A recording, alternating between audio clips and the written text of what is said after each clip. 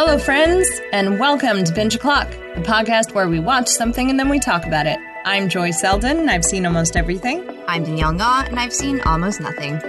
I'm Nella, coming to you live from New Amsterdam.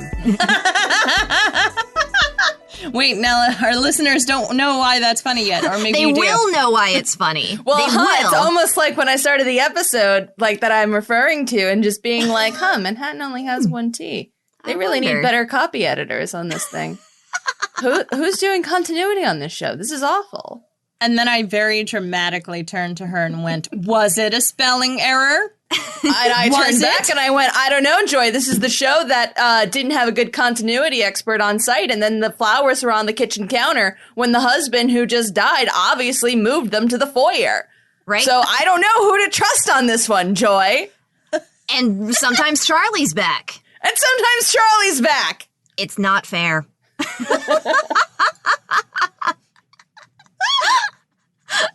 So for this episode of Binge O'Clock, we're going to be talking about Season 2 of Fringe, episodes 13 through 15, where we experienced a plague. No idea what that's like. Absolutely no context at all in the year of our Lord 2021 right now. Absolutely none. Well, the CDC's response in this episode was a little unfamiliar. We'll get to that. We'll get to that. Nella and I had that same response. Actually, you know, the Holocaust and the Nazis and eugenics. We finally hit the eugenics episode.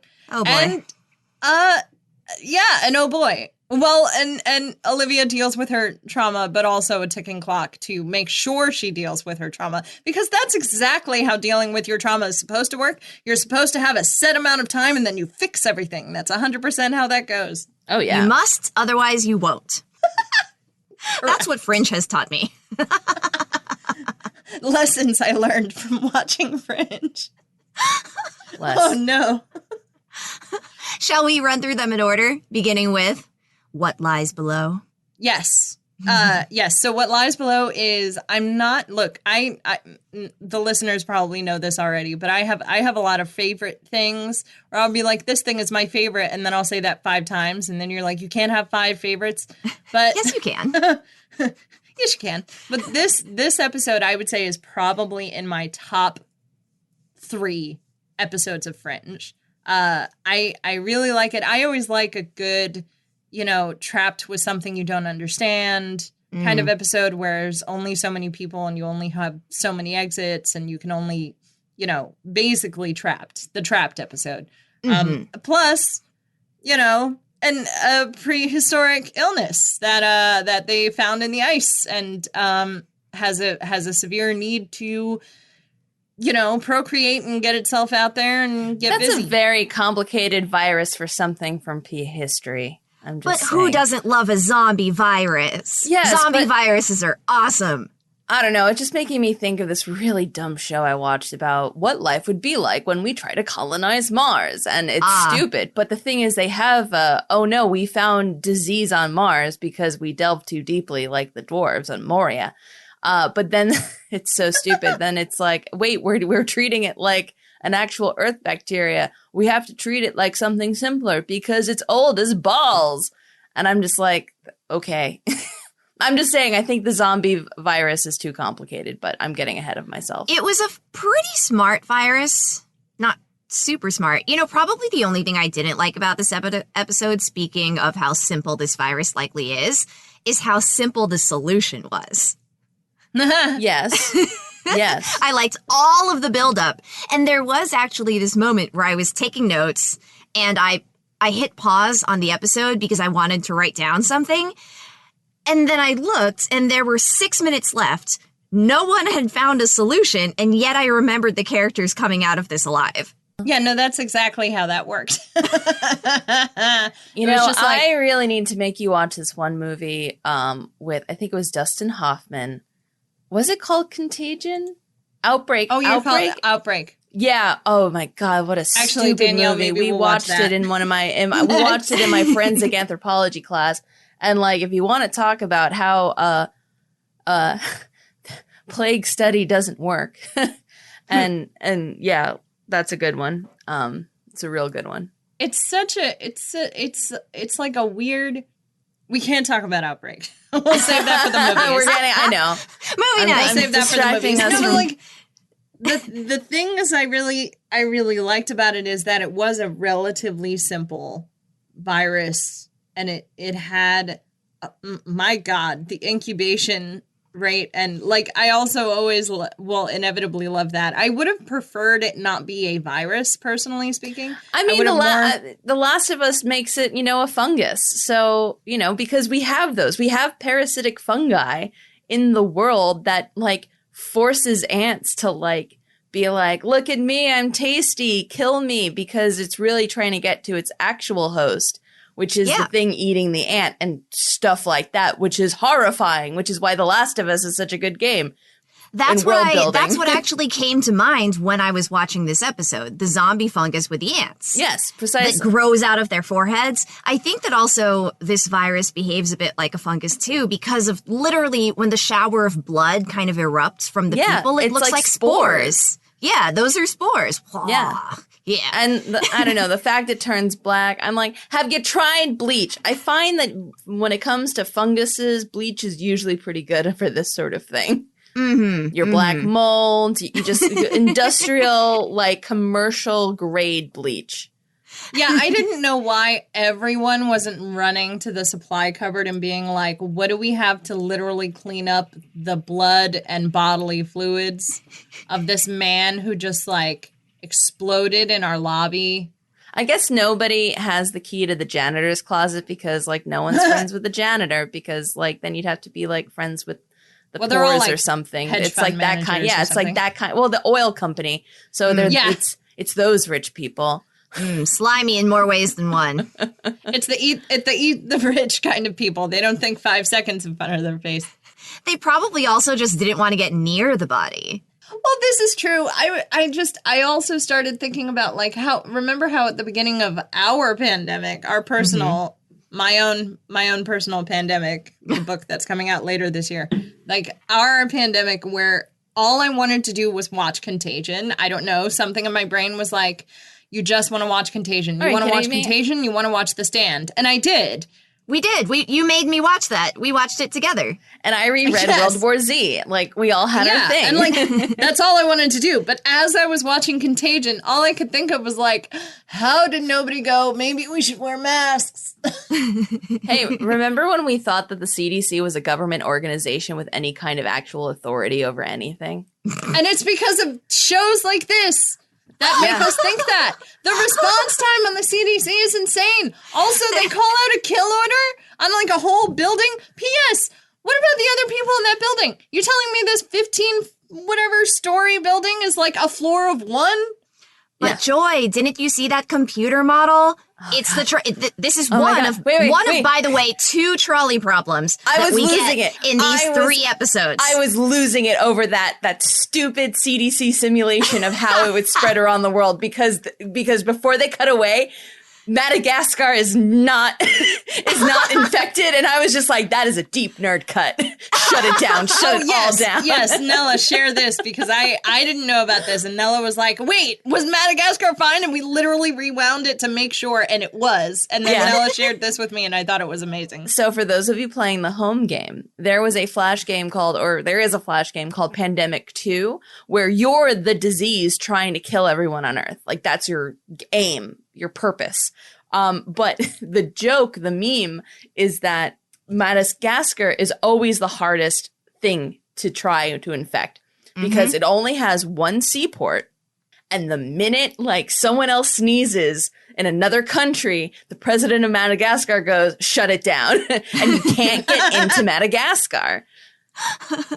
It's true. I've actually played this game. You have to level up your virus so that it can be transmitted by birds, and that's the only way you get to Madagascar. Yeah. Of course, you know that.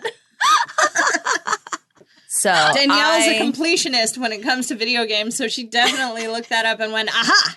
I didn't look it up. I figured it out, Joy. No, in that it flagged that sense memory in my head of wait a minute, I know this meme. Although then that also made me find out that Madagascar is currently in what's being called the world's first climate change famine. Like right now, like it's bad in Madagascar. So it's really not great. Yeah, if you're at home, Lord knows everything's on fire or awful, but like maybe consider like looking into some relief aid that you can maybe support. Yeah. Madagascar could certainly use it. Yeah. Anyway, with that downer out of the way, back to the show. Yeah. There's something about this episode that I just really and truly like. I always like episodes where you're not sure the people you've known and trusted and been around are actually who they say they are because of something else that's like taking over them in some way. You know, it's a trope that happens more often than not in science fiction shows, and it's a trope I super enjoy. Yeah. I love everything about it. Well, it's your classic pod person problem. Yeah, no, it was so well done here. Yeah, like it's not just, I mean, you know, like at least the pod people were actually different people, right? Like completely taken over. Like I love the idea that like Peter's still Peter. Like the virus uses the resources of the host it's in to be like, you're a sneaky one and you can get me out of here. Here's what you're going to do. And Peter is just like, well, I need to get to the outside. So I'm literally going to roll sleight of hand and see if I can fool my father. And he does. So that I don't get discovered. I do like that the characters kind of got to trick the virus at the end, though, because the virus wasn't smart enough to figure out what Olivia was actually there to do. You know, so the virus takes the gun from her, but then just leaves her on the floor. She counts to 10 and goes to turn the ventilation system back on, you know? Yeah. Like the virus did not know that's what was happening. I, of course, am a sucker for drama, and I loved the drama in this episode. I mean, it served up some real good drama. It was fantastic. With Olivia and Peter being on the inside and Walter being on the outside. That moment where Walter, like, sadly waves hi to Peter from inside his hazmat suit. I think that so much of the communication between the characters in this episode was through the way they looked at each other. Yeah. It wasn't even in things they said. Well, especially the drama of Liv, you need to call your sister. You need to call your sister and let her know, like, things are bad, but that you love her. Like, Liv is 100% the kind of person who would, like, get cancer and not tell her family until she was in remission. And be like, so by the way, I was, like, battling cancer, but, like, I'm fine now. But I didn't want to worry you. Like, that's Liv, and that's... If she even ever says anything... You know, this is the like the Lorelai Gilmore problem where it's like, I don't get along with my mother, so I'm not going to tell her that I broke my leg 2 years ago. And then her mom comes to her house and sees a picture of her in a cast and goes, what is this? Like, this is that problem where like she would just never say anything. And it breaks my heart because I inevitably always think about Charlie when he was like, I don't know, I could have 6 hours to live. Let me just talk to my wife. She could tell me a bad joke. At least I will have heard her voice, you know? His organs are failing and he's laughing at her terrible joke. Like, yeah. I don't know. That moment always makes me miss Charlie, weirdly enough. Charlie would have called. He would have called. They're not cut from the same cloth in any way. I know. My tough. I love Olivia.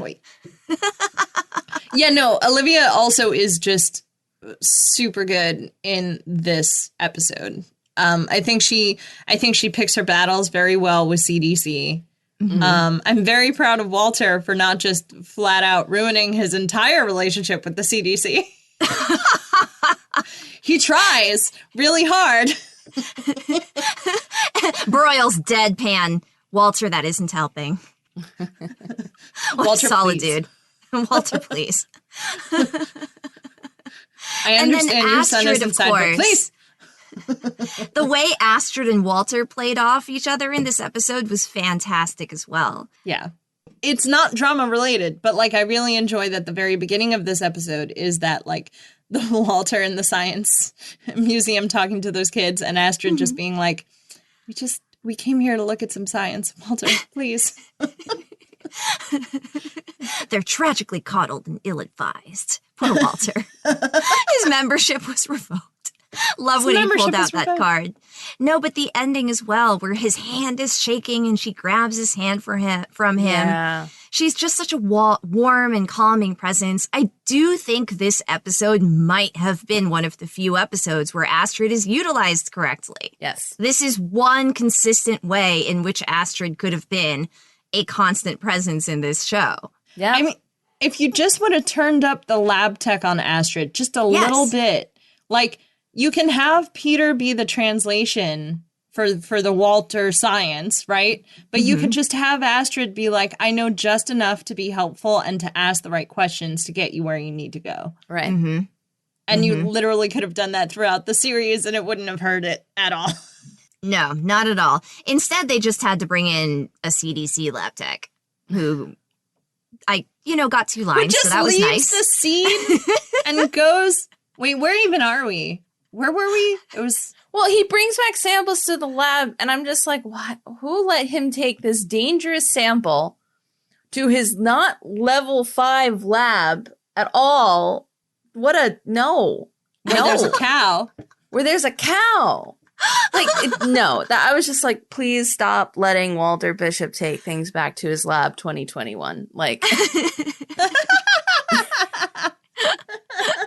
I mean, you're not wrong. But no, I mean, they save the day because of course they do. But I think the episode's super well written and I really enjoyed all the interactions. And episodes like this are supposed to bring out like both the worst and the best in all the characters. Like that's what they're built to do. And I just really think it accomplished that super well. Mm-hmm. I also keep thinking about the Trapped episode on Doctor Who, and I'm just like, oh no. I know it's the same, yeah. But I can't start talking about Doctor Who. No, we have 2 more episodes to talk about.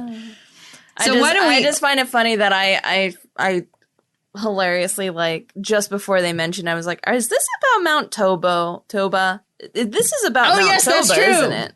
Walter mentions the thing about, like, so 75, that explains what happened 75,000 years ago or something. Like, it's a throwaway line. And Nella is going, is he talking about Mount Tobo? And, like, looks it up. So here's the thing about Mount Toba. Sorry. There's an A at the end. So it was first hypothesized in, like, 99. And, like, it was pretty much kind of taught as a hypothesis. Like, I remember this in my anthropology classes, like, before the 2010s of, like, well, we think this explains, like, this weird genetic bottleneck that we found in humanity, like, where we do think that, like, humanity was, like, knocked down to, like, a few thousand people and, like, we just managed to survive. And we think it's, like, tied into this. And hilariously... in just this year. Now, mind you, around the 2010s, people started to push back against this because they were just like, the evidence isn't quite adding up with this. Because if you have a massive supervolcano eruption and you're suggesting that it decimated humanity, then it must have decimated other animals as well at the same time. And that's what you're positing. But the evidence isn't really there for that. And the things are just not adding up. And then I find all these recent articles from this year about how, so actually you posited that the eruption would have like blanketed Africa and Asia. And that's where like all the humans died. But in fact, models show that it actually did that to the Americas, and Asia and Africa were actually fine. In fact, like... because wind patterns are weird? And humanity was probably fine. They probably just migrated to the coasts. Instead now of there being this idea of, well, it was a cataclysmic bottleneck. We're moving more towards the theory of that it was like a long form bottleneck, of that this was a kind of a bottleneck that happened over many generations, instead of like, we had like a volcano winter for like 5 years. And because we were all starving and we couldn't hunt and nothing was growing, we all died out. And that's just not right now what they feel the evidence is showing. And like, this is being tied into the fact that like, not only do you have anthropologists studying this, but you have volcanologists studying this, because we do know nothing about supervolcanoes. So we're trying to like also like, what if we studied this ancient supervolcano and find out exactly how it messed up the earth really badly? Oh, it might not have messed up all of the Earth as badly as we thought. This is giving me real Broken Earth vibes. You know, like this was a season. For any N.K. Jemisin fans out there. Yes, our cross section. It's happened. No, but yeah, so she tells me about this and I went, oh, interesting, trying not to spoil it, because then in 30 minutes Walter goes, wait, but 75,000 years ago a supervolcano exploded, and she went, aha! Ah, there But it is. I mean, and I almost feel like it's a little ahead of its time, or like somebody must have like, because like we were just starting to be like, but Toba wasn't the thing that did it, like in the 2010s. And I'm wondering, did someone there go, how to explain a supervolcano not killing off all of humanity? Aha, it killed off the real bad guy all along. A microscopic viral outbreak. That was it. That can control people's minds. Can control your mind. So yeah. Yeah, but then like sulfur. It's fine. Sure. Horseradish. Hashtag Fringe science. Hashtag Fringe science. Whenever there's something I can't explain and Nella goes, what the hell is that? I'm like, I don't know, Fringe science. It's Fringe science. It's what it says plugs on the tin. up every plot hole very nicely. Okay. There's no easy way to transition between these two episodes, so we're just going to do it. Episode 14, The Bishop Revival. Yep. So, Wow, which begins at the Milton Stoller wedding. Thanks, I hate it. I know. They spent a lot of time on these characters, and they made us like them. And they made us like Nana. Yep, they sure did. I know. I just really can't emphasize enough how much this opening really got under my skin in a bad way. Like, I'm really just was not here for it. Mm-hmm. Like, you thought it couldn't get worse than that couple who you thought were cheating on each other, and then they weren't cheating on each other. And then it did. It did, in fact, get worse than that. It did. It 100% did. So this is a lesson in, hey, maybe you should have destroyed the books you got from your Nazi dad, Walter. I know it's sentimental. It's not that Walter's like father's research got out and somebody did this. Like, the dude was in the lab with his father because he found eternal youth. Yep. And he's a Nazi scientist. Yep. And I'm just like, well, that's all right. That really came out of right field there. Like, what? What?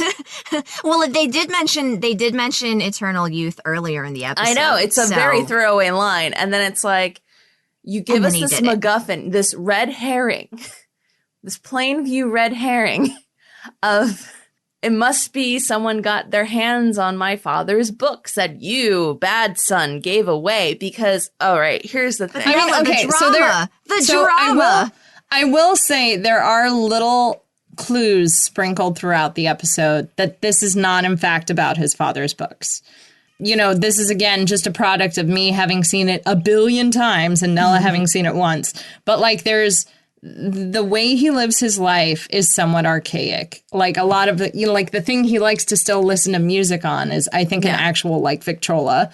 And like a freaking vampire. Like I know. By grabbing onto eternal youth, you have completely like shrunk your brain down to not being able to like wear a pair of jeans or something. Like, well, all I could think about was like, well, what happens when you put a Nazi fascist into the body of an eternal? Yeah, he's not going to progress ever.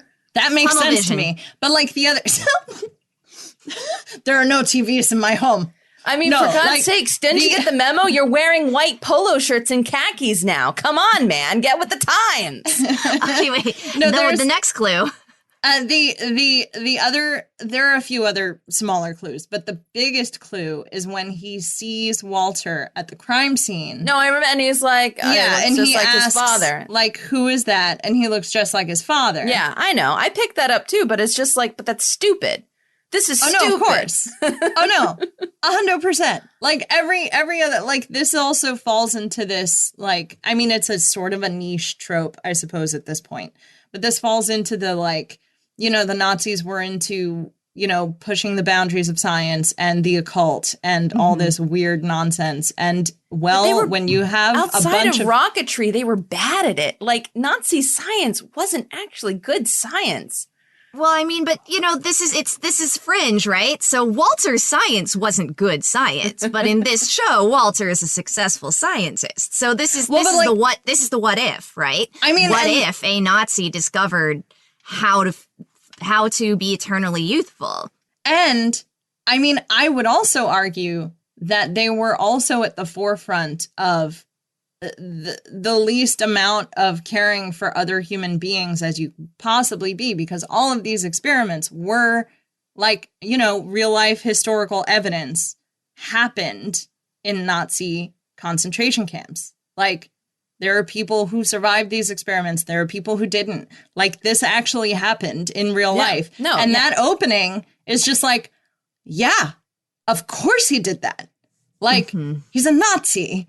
Who are you going to go for? Oh, look, this Holocaust survivor is getting married. I'm going to get her. Like, of course. Yeah, of course he did that. Yeah.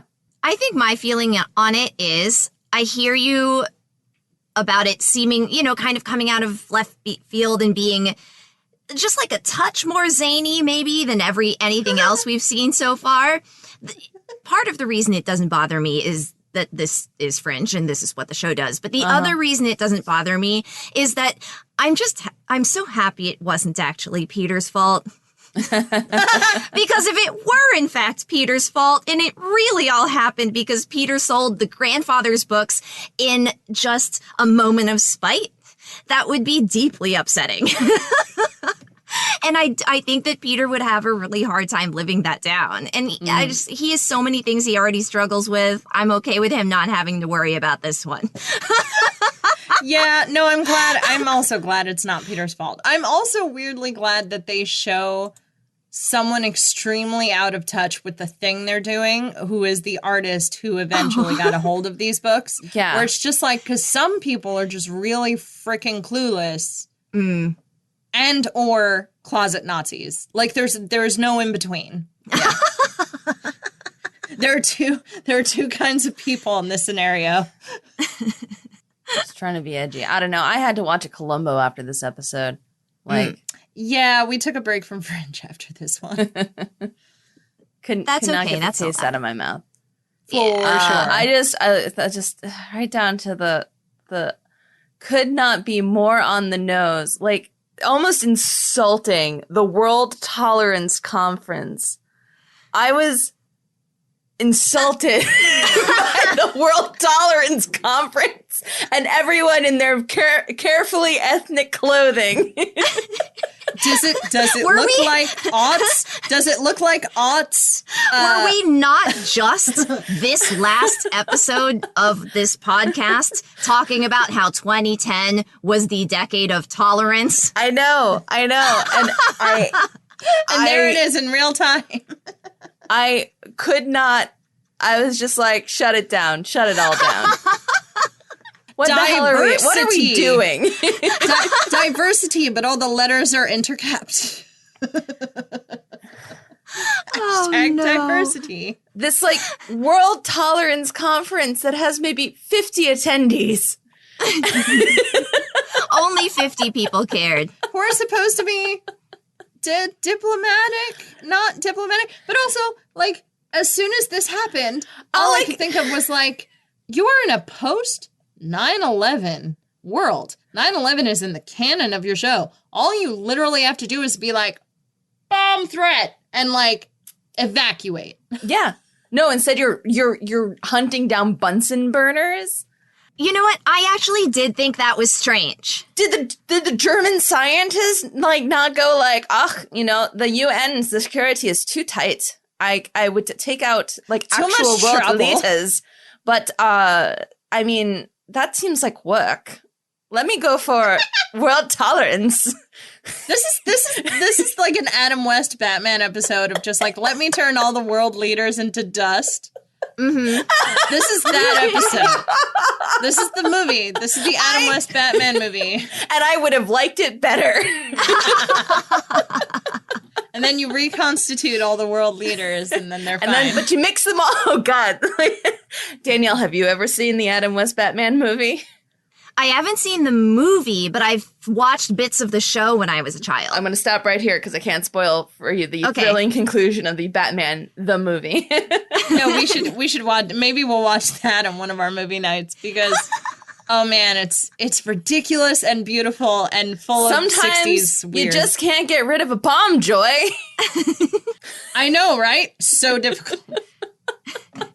Anyway, getting off topic yet again. Tangents, what are those?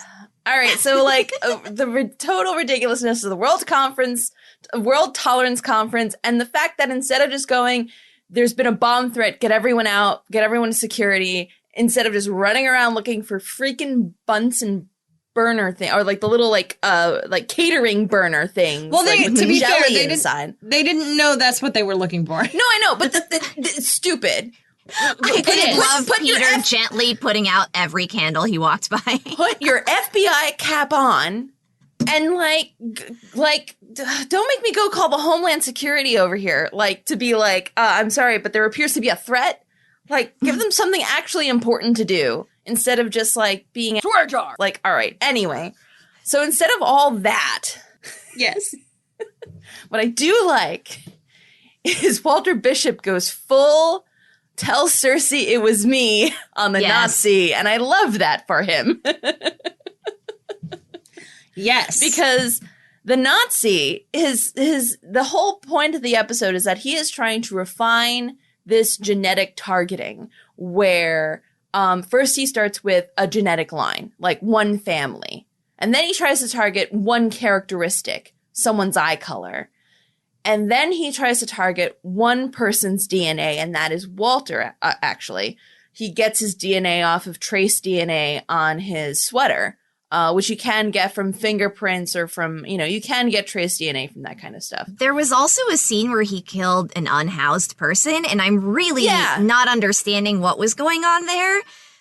He was trying to test the dispersal, so he kills not even one person, he kills a homeless camp. Was it? But see, they only showed one body, and so that's why I wasn't sure if he was testing what he was going to use when he was trying to target Walter, or if he did in fact take out the camp.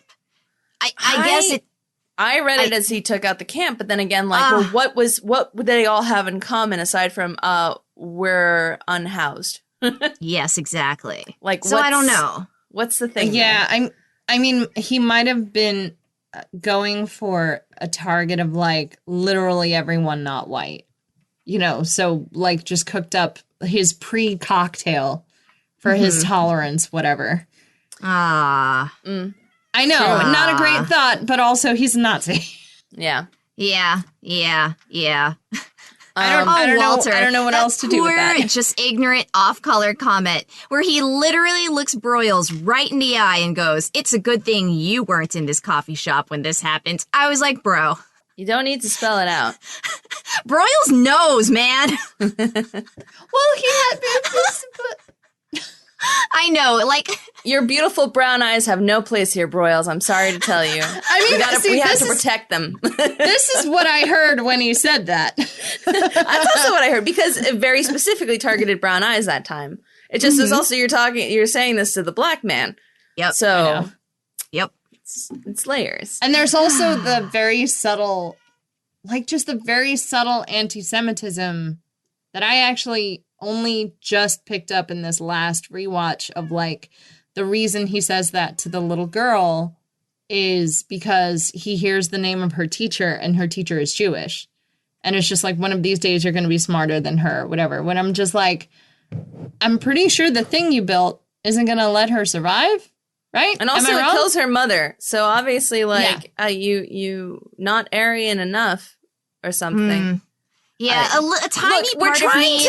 We're trying to give a Nazi logic to his atrocities. There is no logic. There's only fascism. Right. This tiny part of me actually considered rewinding that episode to see what color the little girl's eyes were, and then I decided I didn't need to know. You didn't need to know. Watching. In my head canon, she survives and has a beautiful family. Yes, agreed. What if we just live in that happy place and don't rewind the episode? Okay. I also appreciate that they all smelled like cinnamon. Mm-hmm. Why? Random as hell. This is a man who's just like, I don't know, I like to smell the scent of cinnamon. This is a man that has made it this past like the fall of the Third Reich, and it was pumpkin spice lattes that threw him over the edge, and he's like, I will make this smell like the thing I hate the most. Or Pumpkin since he is spice white, maybe it's what he loves. Maybe he loves pumpkin spice lattes. Maybe it's his basic. Maybe his basic is showing. Maybe, you know what? I think it is. I think it's because he loves pumpkin spice lattes. Oh my gosh. Well, so right after Walter's revenge moment, which I loved, we also get just another instance to add to the file of Broyles being a rock solid dude. Because of course, everyone knows that it was Walter. He's holding the smoking gun, literally. Yeah. And he tells Broyles that if he needs to get punished for this, he's fine with that. He has absolutely no regrets about what he did. And Broyles just gives him this long, slow look and then goes, "Good night, Dr. Bishop," and walks away. Yep. I like it's a hair breadth away from I can neither confirm nor deny if I was even here tonight. So, yeah. And that's it. No one can explain how this random waiter died. Weird, right? Weird, right? Weird. Soup's weird. Okay, so speaking of Soup's weird, Nella, would you like to tell us about Manhattan with a T? Manhattan with one T. With one T? So, not to belabor the point, but the next episode opens with one of your little title cards of where you are, and it's Manhattan spelled with one T. And I saw that, and my first reaction was, that looks like a spelling mistake. Who wasn't checking the title cards? Why the stupid error? And of course, Joy, as we discussed before, was like, wait for it, it's not an error. And that just made me angry. Because, come with me on this journey. Like, it's stupid. Because I understand that the show's entire thing is like, when it comes to the alternate universe, like, things are just slightly wrong or slightly different. So you don't quite pick up right away. And it also has to be like changes to history that, while they're different, they're not so drastic. They're not so drastic, or that these changes are like so far back in time that it would completely change the course of history. Like, it has to be subtle stuff. Otherwise, you wouldn't have that sort of parallelism, you know? And I get that. I understand that. But this is silly. Like, is Long Island? Is Staten Island Richmond? Like, it's dumb. It's just, especially in a show that like expects you to have such eagle eye watching of everything going on. Like, everything has meaning. Pay attention to this, pay attention to the interstitial cards. Like, ooh, everything has a purpose and a meaning. And like, I've already caught at least one giant continuity error within your own freaking show. So like, you can't have it both ways. Really double check your stuff. Or give Manhattan its tea back. Because I'm pretty sure we would have picked up immediately that it was the alternate universe, because coffee's wrong. Like, coffee's gone. It's right. like going extinct, which is like what we're on track for within like the next couple of years. So like, that would instantly trigger you to be like, oh, I don't think we're in Kansas anymore. Like, and by Kansas, I mean my Manhattan. Like, you don't need to be cute with the misspellings. And in the very least, then, like, instead of taking away a T, just call it Manhattan. Manhattan. I like that. Go for, like, closer to the original Lenape. Like, what about that? Fine. Do that instead. I mean, a good obviously point. you can't call it New Amsterdam because then that would imply that the Dutch stuck around much longer than they did and it didn't get renamed New York. So we can't do that, but like, Which fine, is call such a it. pity because that would have been such a nice touch. Yeah, that would have really been disorienting. Mm-hmm. And it would make you question, like, well, what else is different in this universe? But instead, it's these little twitches just to make you doubt yourself because they're being clever dicks about it. Anyway, that's all I got to say about that. See, the coffee thing is the good tell in the alternate universe. That's a good tell. That is unsettling and instantly tells you this is different. Mm-hmm. I'm trying to remember how the show manages this moving forward, and I remember more good tells than bad ones, but that really might just be because I've forgotten the bad ones. I guess we'll find out. I guess we'll find out. We will find out together. Now then, the episode quickly devolves into some body horror. It's been a while since we've seen some of that. Good John Carpenter stuff. Like, truly. Yeah.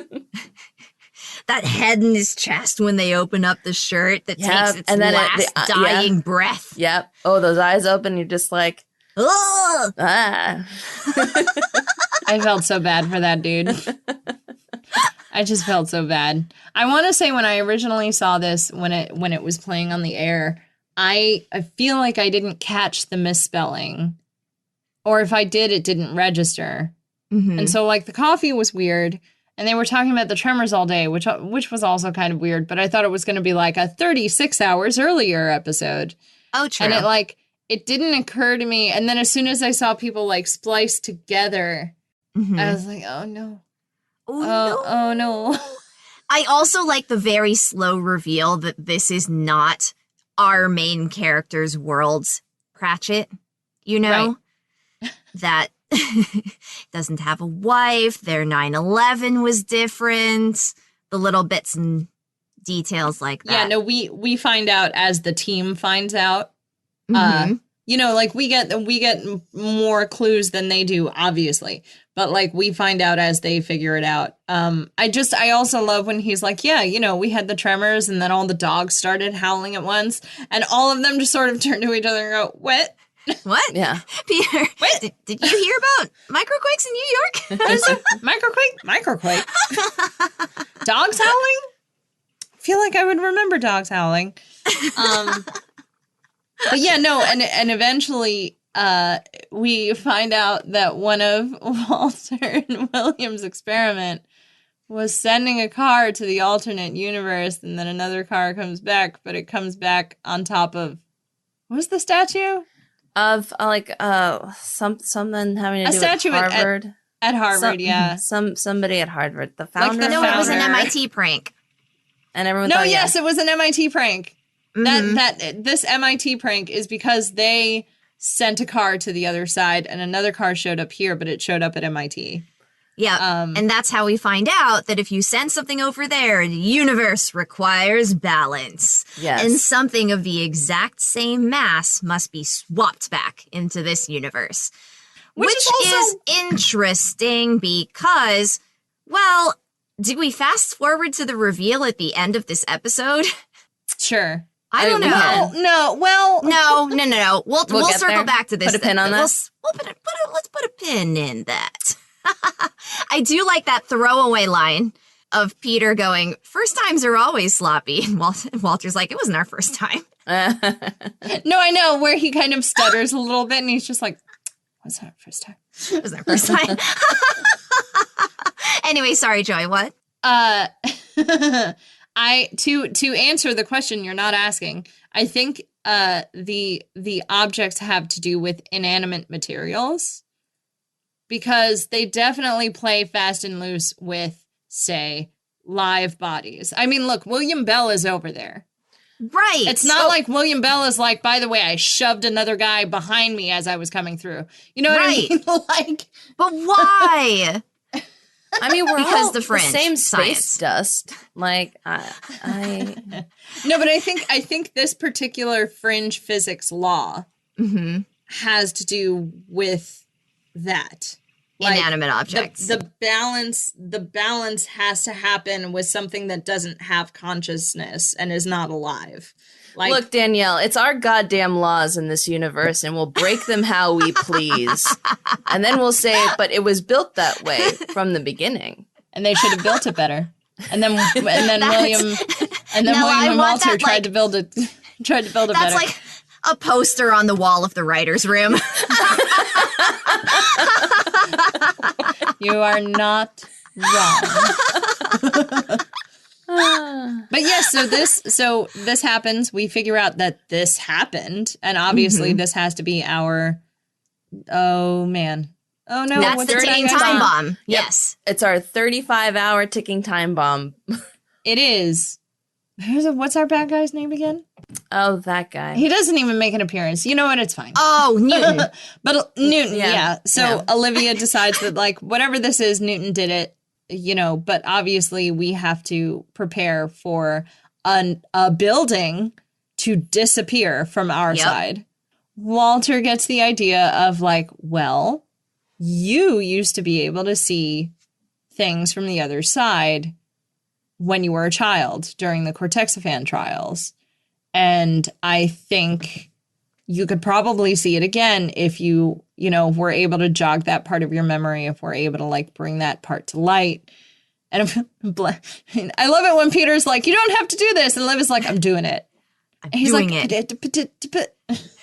And Broyles tries too. I know. Are you sure you want to do this? Submit yourself to Dr. Bishop's experiments. She says she doesn't think she has any other choice. And then we just get that heavy sigh. Yep. Then how can I help? Yeah. And the dude comes through. He definitely helps. Solid of dudes. Broyles. Peter in this episode is a great support character, I think. Yes, he is. So good. As Olivia is reliving her past trauma, literally. I mean, I this is what's interesting to me is I think there's a lot of, the show sort of goes back and forth on, like, whether she has an actual photographic memory or whether her memory is just super really good. I like the idea that it's like, well, this was traumatic and your brain protected you from it. Yeah. She stuffed it deep down into the recesses of her brain because her brain decided that no, it did not need this anymore. No. Like, her memory is amazing except for this, because guess what? It was awful and traumatic, and your brain was like, we don't need to know this. This? Nope. What if we didn't? What if we didn't remember this? What if we were no longer scared and instead we were only angry? I also love the scene where Olivia calls Walter out yet again for his appalling behavior. I know she's done it before. I know we know that Walter pre-St. Clair's was kind of a monster, but I'm never going to get tired of seeing someone just knock him down a peg. I know. Well, because he deserved it. He deserved it 100%. He has a lot of lack of empathy, except for his own issues and his own problems. Well, that's not empathy, because it's his own issues, his own problems. And I guess, he cares about Peter. We know he cares about himself. We know he cares about Peter. He is beginning to care about Astrid. Yeah. But it about stops there. I guess children who remind him of Peter on occasion. On occasion. Very, very specific circumstances for that last one. Yeah. Mm-hmm. The reveal in this episode, I enjoyed so much because it was just such a, like that moment where you realize that you have built up your own life so hard that you have up all these walls and that you don't allow yourself to be afraid anymore because fear isn't useful anymore, right? Yeah. So more channeling that fear into anger is exactly what she does. Right. And that's what she does. And it's not like she doesn't allow herself to be afraid. Yeah. And needing to come to grips with, like, that it's, and of course, because it's Fringe, it was just like, well, I don't know. It was a crapshoot if it was going to work or not. Like we've had this before where we're not sure if it's going to pan out, but we think we're going to try this. And, they try it and it doesn't work because it's like, she can't get afraid anymore. And the thing that makes her afraid is that she can't actually fix it. And then she has the moment of Peter. And then she goes, I'm so scared. And then she has a second moment of like, wait, Peter, I'm scared. And she runs to the window and starts looking at the city. I will never not appreciate the fact that they were about to kiss and then she puts her job first. Yeah, because Olivia is a good agent. Yep, yes. She sure is. We do not have time for this. And then she rushes to the window. We will pick this up in 10 minutes. She rushes to the window. And really gets to the building in just the nick of time and barely saves the doorman. I know. That doorman. I guess you can go home. She's got jokes. She's got jokes. Scared Olivia has jokes. I also appreciate that when it comes up again after this, which is just before they're about to go out on her date, she gets it again. And a lot of times shows will release this thing where it's like you have to be vulnerable or you have to be open or you have to feel pain or you have to be afraid. And then they'll completely erase that from the thing. And then you can just suddenly do it like without, no fuss, no muss.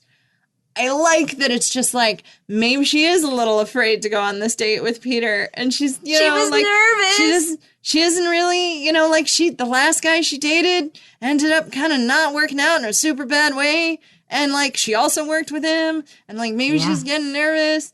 And then she just sees it. And then she's like, oh no, now I'm super scared. Oh, I know. I love how without saying anything, the show makes it very obvious that they are both really nervous and really excited about this date. I know. Because of the outfit she's very carefully put together and the way she lets down her hair in the mirror. Peter shows up with his little collared shirt and his sweater. Freaking sweater. Oh, man, my catnip. But yes, Peter glowing at the end of that episode was perfect. Yes, is our big reveal. And then the very heartbreaking Walter realizing what she's seen and just being like, please don't tell him. Yeah. Mm-hmm. And we also had, I left it out, but we had a snippet of that when Peter was infected and Walter just sort of, I can't let him die again. And Astrid's like, what did you mean by that? And it's just, he's being Walter. And he's like, I said what? Oh, I don't know. And like walked away. Yeah. Some questions are better left unanswered. Yeah. Farnsworth. Actually says her last name, which maybe he should stick to that. Yeah, he actually always remembers her last name. No, it's always remembers the last name. At least.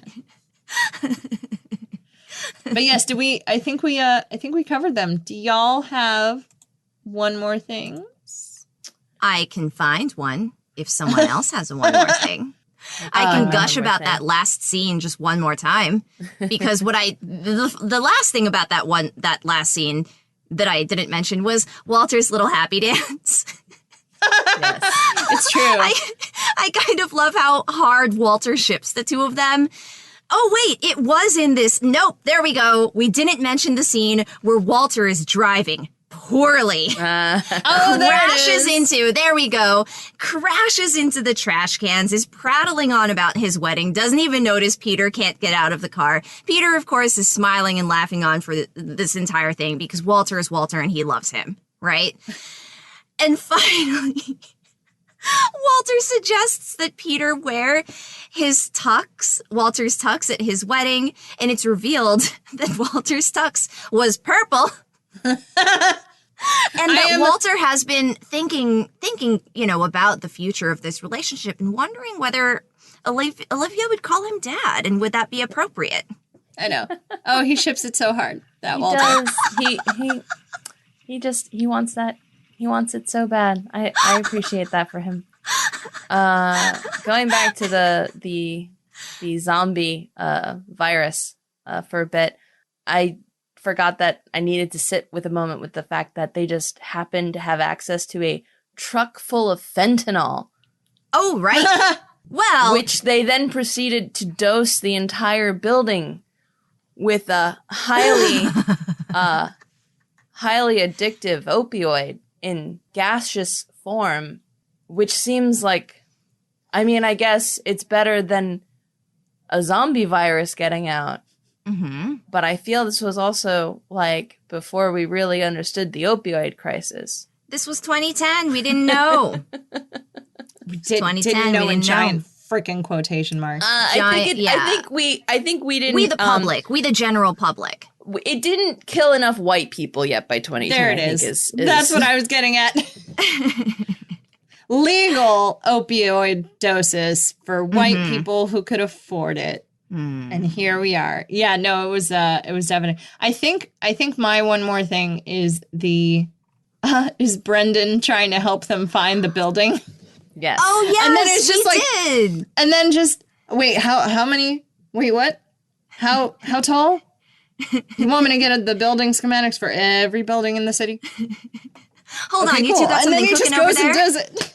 Yeah, I mean, look, we had, just in case, and I know we didn't have enough time for it, but we had an idea for how to do this the long way. And I appreciate that they were trying to do it the long way. They tried so hard. They tried so hard. And I love that for them. Yes.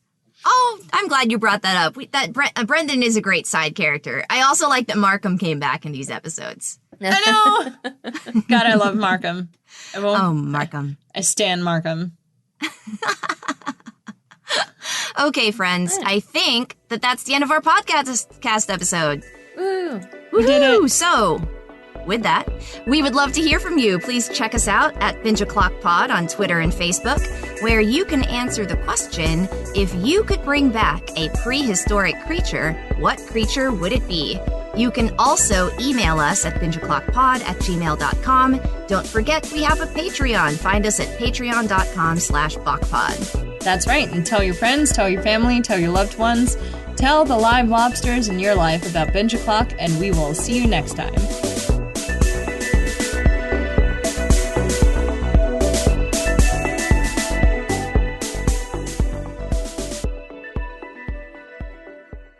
Paraceratherium.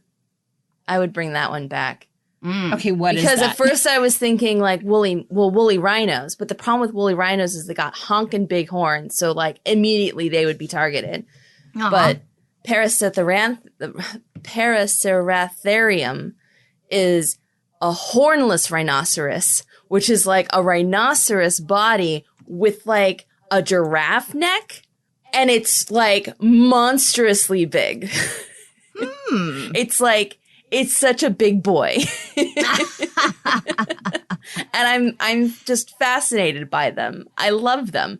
They're like terrifying. It's like imagine running across a moose, but it's like twice the amount of moose. But it doesn't have any horns or antlers or anything, but it has the body of a rhinoceros with this long elongated neck, but this like beautiful dumb face that just wants to eat the tops of trees.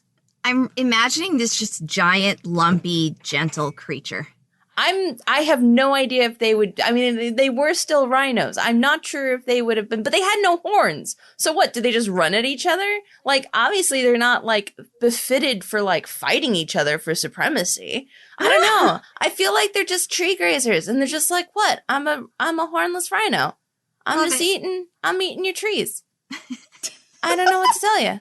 I would love a rhino the size of a moose. Right? Like, yeah, I dare you. I dare you to come get my bigger horn. Than moose. Like, okay, hang on.